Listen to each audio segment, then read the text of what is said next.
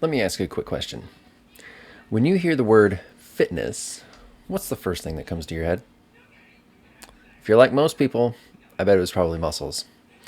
Flexing biceps, chiseled ab, the look, right? And yeah, muscles are important. They are, in fact, what drive movement through our bodies. They power us through workouts. And let's be honest, they do look cool too. But here's the truth. Fitness is about so much more than pretty muscles. And my goal with this lesson is to first establish a correct understanding of what fitness actually is, then explore the basic anatomy involved with fitness, and then also help you understand how fitness strategies ought to appeal to the anatomy involved to enhance it. Now let's begin first by defining objectively with what fitness is. It's simply defined as the ability to fulfill a specific task or role. Now, I bet that's not the definition that you were expecting, and I'd even say that actually sounds pretty technical and clinical, but it makes a very powerful message clear when you actually stop and think about it. You see, being fit means that you can do what you need to do, physically and mentally. So your version of fitness and mine might look different from each other. For example, a marathon runner is fit to run 26.2 miles, but probably not fit to bench press 400 pounds. Just like a power lifter, strong as an ox, right? But not fit to run a marathon. So when we talk about fitness, you got to understand that we need to establish context. What do we want the average human being to be able to do? Now, for the sake of establishing a benchmark for general fitness, here are 3 things that I believe every single human being should strive for. The first is to move without pain, at least most of the time. The second is to be able to walk 3 continuous miles while carrying some kind of extra weight. Maybe that's a backpack or a kid. And the last is to be able to lift an object that is equal to your body weight from the ground. These benchmarks are attainable for most adults with consistent training. And yes, that includes seniors as well. Now, this example shows us that no matter what your personal goals are, true fitness requires developing 3 physical attributes. The first being mobility, because all movement originates with joints. The second is endurance, because all movement is fueled by the heart. And third is strength, because all movement is executed by muscles. Now, you must develop all 3. You focus too much on one and ignore the others? Well, sooner or later, something's going to give. You're going to burn out, you're going to plateau, or worse, you might even get hurt. Now let's talk about how each of these works. Let's dig into a little bit of anatomy, and you're going to see how connected and necessary these attributes are. Beginning with mobility. It's the ability to move freely, expressing full range of motion with control. Now, while muscles do drive movement, the movement itself comes from within the joints. Now let's first consider the joints as a whole system. It's your chassis for all movement.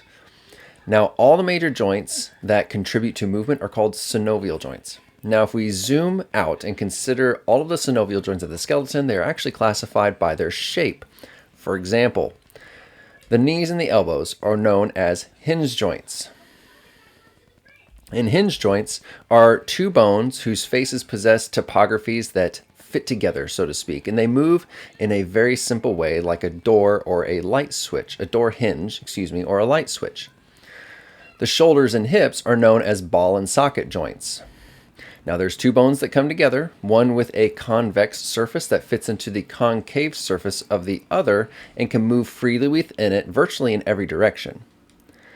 Now, every individual joint is a part of a greater system of joints that move together to create movement, and every individual joint must contribute its range of motion to the system. So, when you squat down to grab something off the floor, your knees, ankles, hips, spine, ribs, and many more all move simultaneously in their own ranges to make that happen. Now, the system of joints is also highly adaptable to move in various ways to work around constraints. So for example, you're going to move differently to pick up an object that's really big and awkward versus an object that's very small and easy to handle. Likewise, if your knee hurts, you're naturally going to move differently. That's your body and your joints working around constraints. While various synovial joints have different shapes and move differently, They all share a common joint structure, and that's two bones held together by a joint capsule, forming a joint space filled with fluid, which allows the bone surfaces to move or glide on each other. There's also sensory nerves embedded in the capsule that tell the brain what the joint can do at any given time. Now, the joint space is the most important component of a synovial joint. Space allows movement. Without space, the bony surfaces, they can't glide on each other, which means your joint can't move. Now, here's the interesting part. The joint space is governed by the joint capsule, which is made of connective tissue and is filled with those sensory nerves that directly communicate with the brain, keeping it informed of how much range the joint is capable of at that time. Now, connective tissue is very responsive to training and can become more flexible and stronger, leading to increased mobility and overall joint health. Next, let's move on to strength. It's the ability to produce force, whether you're lifting something heavy, pulling yourself up, or bracing your body during movement. Now, all of the major muscles that drive movement are called skeletal muscles. And if we zoom out and consider the many intricate layers of muscles connecting to your skeleton, they can be classified into really two main categories. The first being primary movers. And these are responsible for producing movement. For example, the gluteus maximus is the large butt muscle that extends or kicks back your hip. Stabilizers, on the other hand, are responsible to prevent unwanted motions at joints during movement. For example, the gluteus medius, which is under the maximus, it actually holds the pelvis level while you're walking or running. Now, the division between what's a primary mover and a stabilizer is not always clear because what moves and what stabilizes is dependent upon the movement being performed. In some cases, primary movers also act as stabilizers, and the same goes for stabilizers being movers. Every individual muscle is a part of a greater system of muscles that moves together to power movement. Multiple muscles coordinate or synchronize their contractions to form force couples across the entire body. The muscle system's ability to contract, coordinate, and move is largely dependent on, first, the information that the joints are feeding the brain, and second, how familiar you are with those movements. And I'm going to explain those a little bit more here in just a moment. All skeletal muscles share a common structural pattern. Muscle cells are long and arranged in parallel, like dry spaghetti noodles. They are bundled together by connective tissue commonly known as myofascia or epimysium. Now, when you get a bunch of bundles of muscle cells held together by connective tissue, that forms a muscle belly.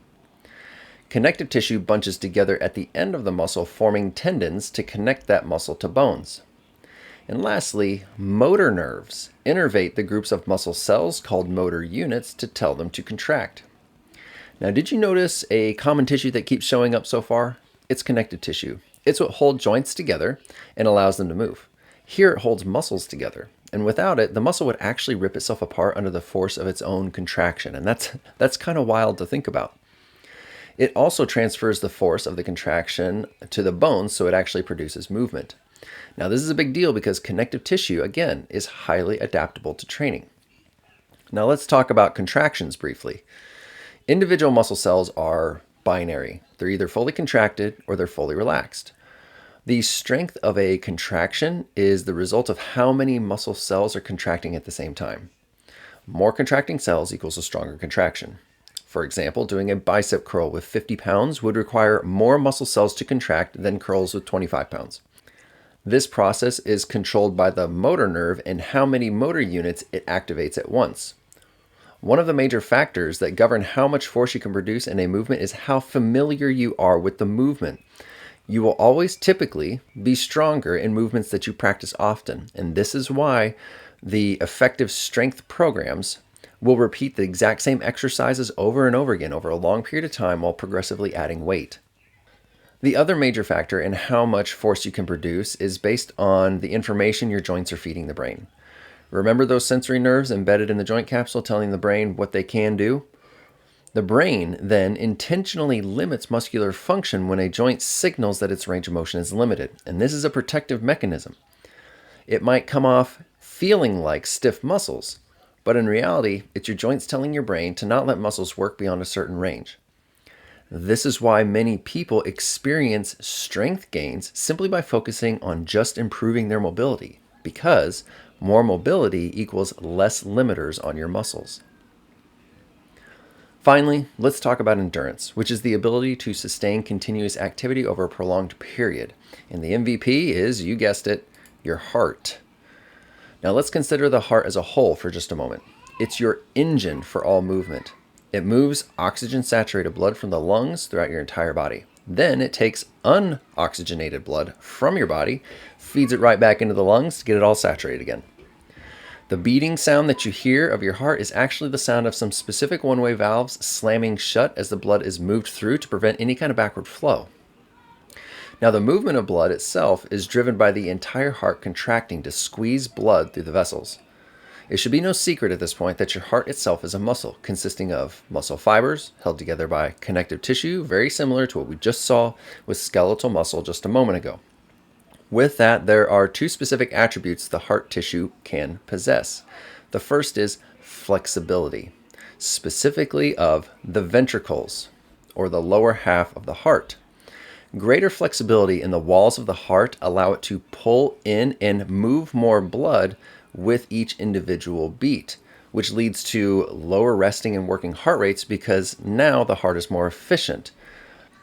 This is what we want, and honestly what most people lack. The second is strength, again specifically of the ventricles. Greater muscle thickness and strength within the heart walls allow it to move blood further with each individual beat because it can pump harder. This is an extremely important attribute to develop, but heart flexibility or efficiency should be built up first.